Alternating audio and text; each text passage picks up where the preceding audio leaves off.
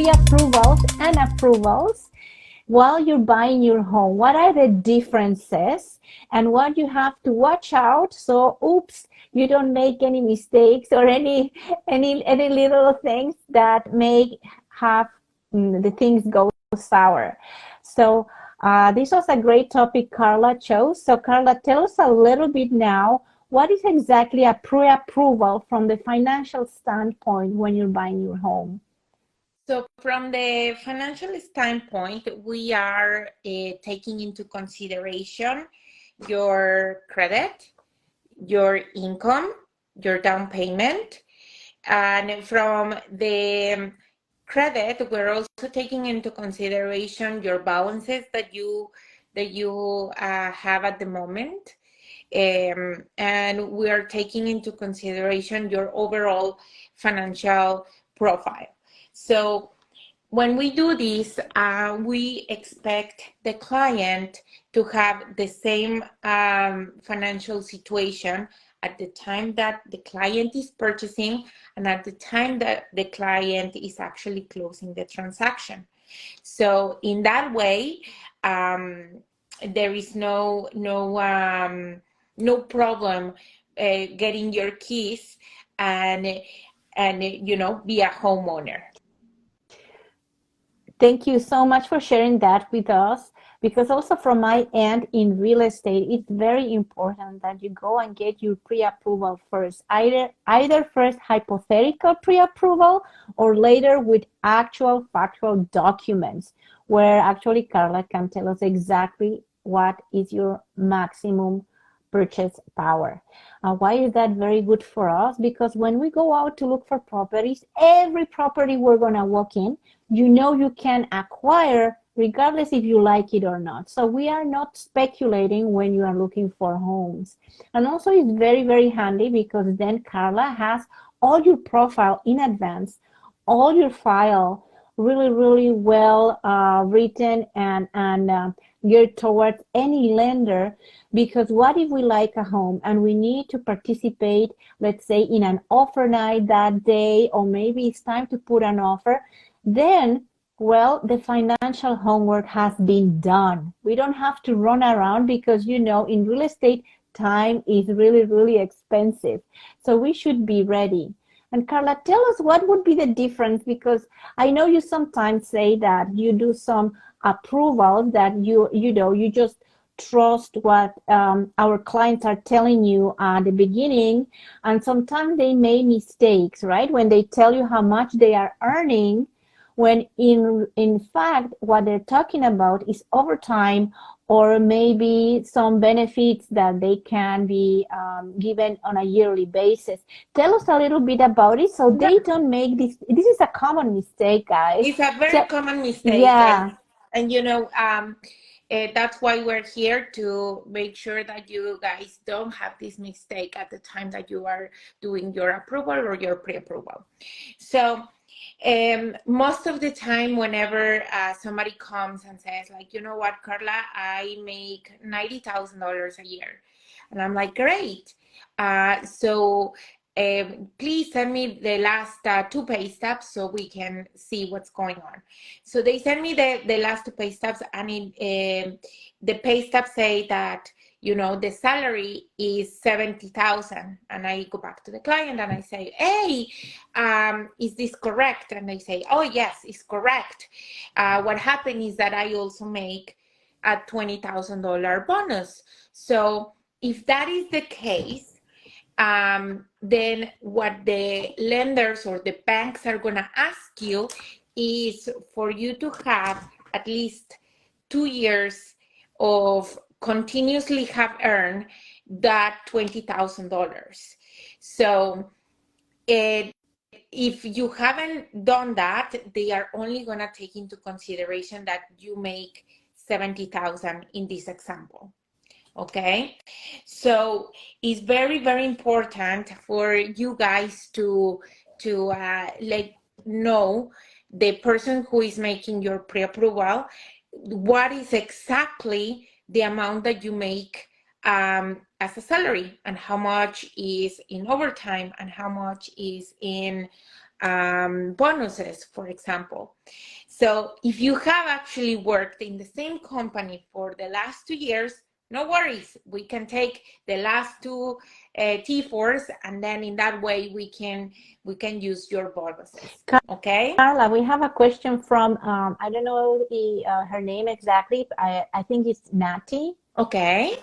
Nati, she says, girls, thank you for the information. I have a question because always people say to me that the taxes are very expensive when I buy a house.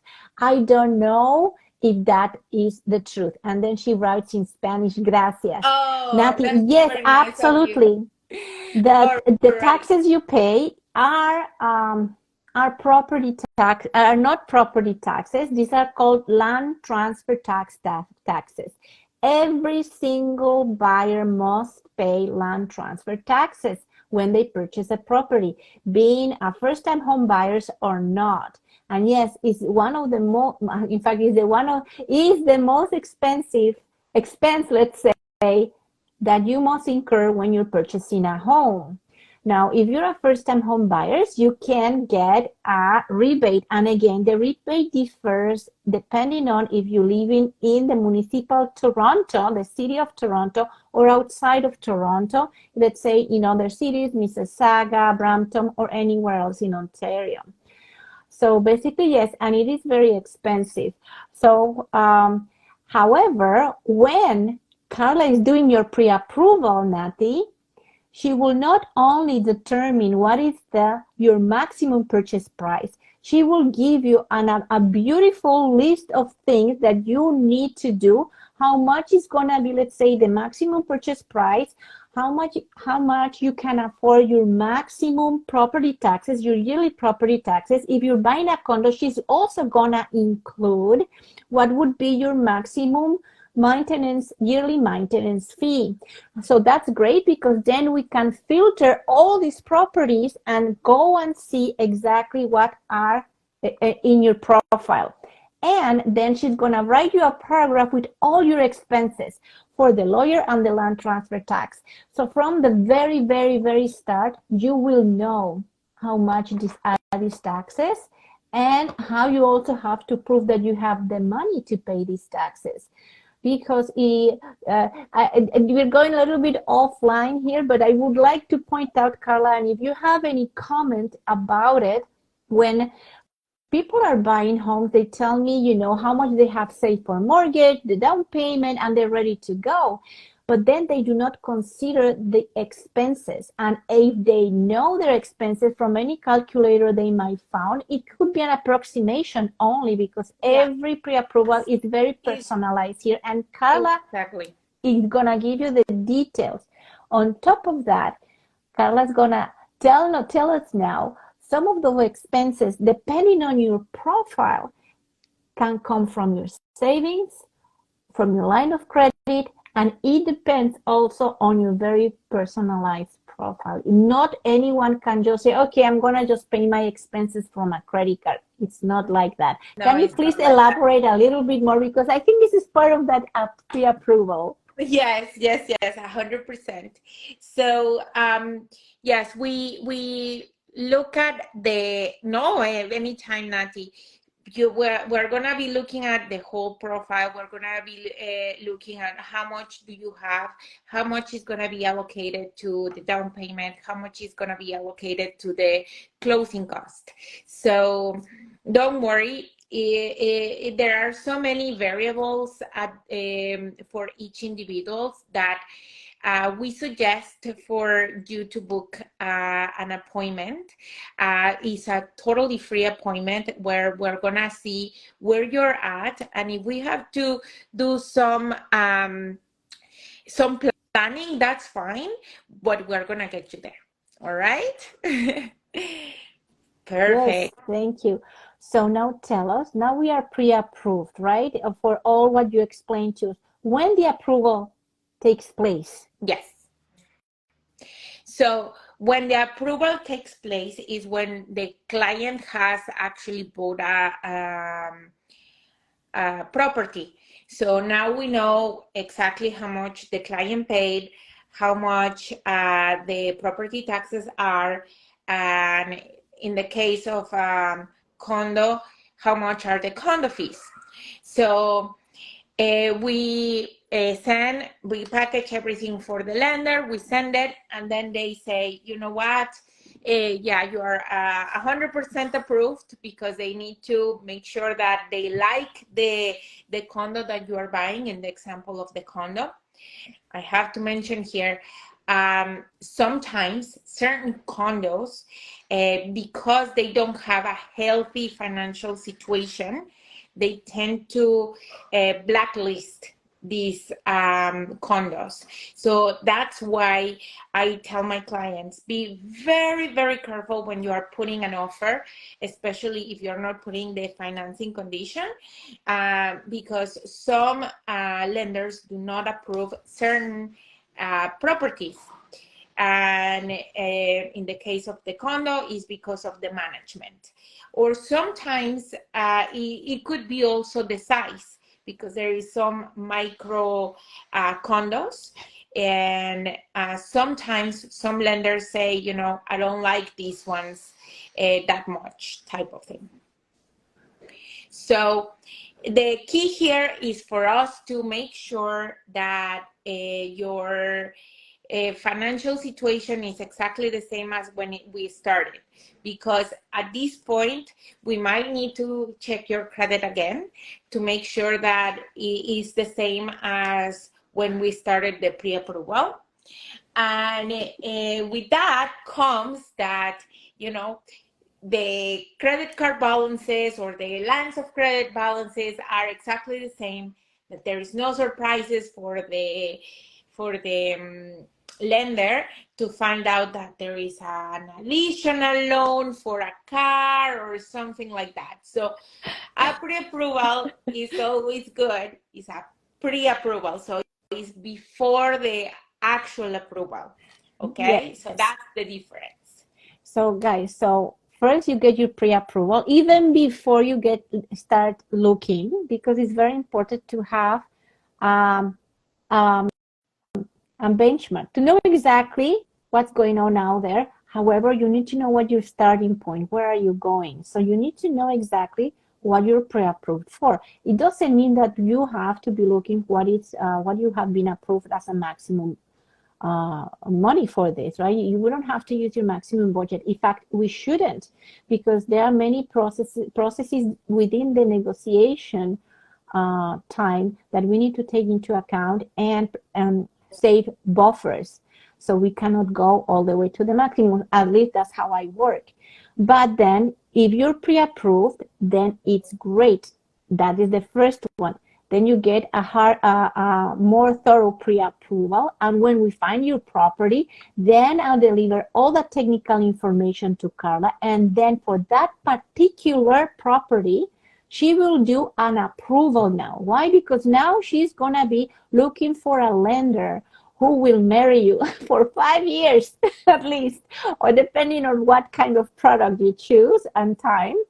But that is gonna be her job, and that's a major task for you and for Carla. And then we're gonna be just waiting, maybe for a month, 2 months, until you take possession. But before that, maybe 1 week or 15 days before that, the lender will check you up again. I call it, they will audit you, because they want to know, in fact, that your financial x-ray, let's say, is exactly the same as you started. So during that period, as Carla mentioned, let's try to keep everything together. And what's that everything? Let's try not to let's try not to overbuy things. If you buy things in the credit card, make sure you actually have the cash to pay it, because we don't want to move that credit record, right, Carla? What else? We don't want to move the credit record. We don't want to move the balances of your credit card. Like if it's for less, oh my goodness, yes, perfect. But if you accidentally start to buy all your furniture for your new home, then some lenders might say, you know what, now depending on each profile, right? Like some profiles maybe don't have that edge where we are on the make it or break it type of right. scenario, but sometimes people tend to say, okay, I'm already approved for the mortgage, let's go for the car. No, no, no, no, no. Have the keys. Then you do whatever you want. But for now, we Not have the to, car keys, right? Not the no, car not keys, the the car house keys, keys. no car keys, not car The keys. We house have to keys. get the house keys, okay? House keys, because we have to keep your same financial situation until you get that home. Yes, yes. Those are the advices we can give you. Yeah. And we're talking about those very common mistakes, especially if you are a first-time home buyer, you don't know all the implication it has, any micro movement you may have, especially when you're declaring how much are you earning, either on a yearly basis as a self-employed or per hour, right? Because people who sometimes do some overtime, Carla mentioned to us, right? Oh, yeah. What can happen, because if you are not consistent in those overtime earnings, what, Carla? Yes, Oops. so not even in overtime, Elisa. Yeah, Sometimes, as an um, example. the employer says, like, yes, you are guaranteed 44 hours a week. Yes. And perfect, we take into consideration 44 hours a week. But it turns out that, you didn't work 44 hours a week. You work one day 41 hours, another day the 44 hour, sorry, another week the 44 hours, another week 42.5 hours, and it's not consistent. So when that happens, guess what, guys? Actually, the lender is gonna say, we cannot know how much really this person earns, because even though it is guaranteed, the employee is not working what is guaranteed, so we cannot calculate exactly how much are the earnings. So that puts us in a situation where the lender can say, we cannot use this income until we know that is consistent. The extra income, right? The base income should be consistent depending on the type of The, work you have, or yes, who are so you. Because like Carla and I, we're self-employed, we're not reliable. we're not Because our reliable at all. earnings go up We and down, depend up on the and down. market. So, yeah, no, it's a lot of ups and downs on businesses, and why not? So that's why usually banks accept only people that have been in business for longer than 2 years. Yes. So for bonuses, for example, if you have made those bonuses for the last 2 years, then they can take it into consideration. If you make the overtime, that's fine, as long as it's been consistent for the last 2 years, we can use it, no problem. Yes, I like very much you going into the details. So now you guys understand what I said is like microanalysis, right? Because he's very, very personalized exactly what you do and how much you earn. And I like very much what you said. It's guaranteed. You use the word guaranteed. We need Yes. Carla's job has a very hard job. She has to guarantee the lender she's looking for you that everything that you have is consistent. And And until you are pre-approval, until you all the way till you purchase your home and it's in your deed, not only writing and maybe next week, until you have gone to the lawyer and the deed is written and it's going for registration. Those are very sensitive times. And if you are buying this big dream for you, which is being a property owner, then just put in front of those little urges that maybe I want to buy all this furniture, like you mentioned, right? Tell us that you had a client who purchased furniture in the meantime. yes, It was yes, really good intention, but tell us how yes, it came about to be. yes. Because as Elisa mentioned, like we have to be consistent. They look for consistency and they want to see that your credit score is the same. Because let me tell you guys, when you put a big purchase in your credit card, one of two things can happen. One, that you just put the amount in your account, in your credit card for the points, and you have the money in your sitting in your checkings account, and then you pay it and that's it. You were already expecting this expense. But what happens when you put it in your credit card is that when it's such a big amount, guess what? Your credit actually declines. So when it goes down, then we have another thing coming, because some lenders do not like when the credit score goes lower than 650. It's not is not definitely a rule that every single lender does the same. I'm not saying that. I'm just saying that if you are approved by one of these lenders and your credit goes down, then you're not going to be approved for the same amount that we discussed in the pre-approval cycle. So that's why it's very important to keep your finances in place and keep them exactly the same as when we started. Yeah, I want to mention that when you told me that these clients of yours, they already purchased the home, they still were not legally owning it because they were waiting to really take possession, but they got so excited they started buying furniture for the property, right? And that was a well-intentioned act, but it was a mistake Wow. because the lender noticed that now they had another expense and an extra debt, right? Yes. So it doesn't mean that when you're approved and stuff like that means that now you can go and start to sign more more loans or something like that. No, it doesn't mean that. It just means that they in good faith are telling you yes, as long as everything remains the same in your finances, and it says right in everybody's contract, in everybody's commitment. They call it, the approval is called a commitment from the lender to you guys, and it says it right there.